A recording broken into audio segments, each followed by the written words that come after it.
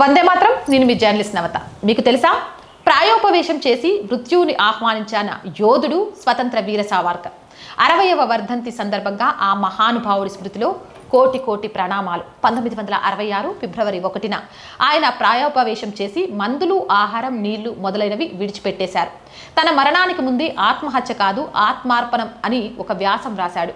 ఆ వ్యాసంలో ఒకరి జీవిత లక్ష్యం పూర్తవగానే అతను చేయవలసిన పనులు ఇంకా ఏమీ లేవని తెలిసిన తర్వాత మరణం కోసం ఎదురు చూడకుండా మరణాన్ని ఆహ్వానించడమే సరైనదని పేర్కొన్నారు.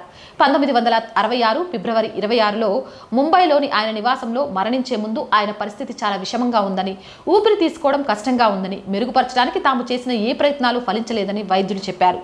ఉదయం 11 గంటలకు ఆయన మరణించినట్లు పేర్కొన్నారు.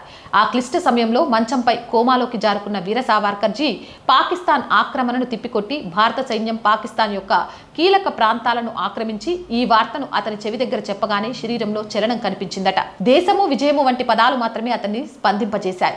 ఇది దేశంతో వీర సావర్కర్ తాదాత్మ్యం చెందిన వైనం. అందుకే అలాంటి మహానుభావులను స్మరించుకోవాల్సిన అవసరం నేటికి ఉంది. జై హింద్, జై భారత్.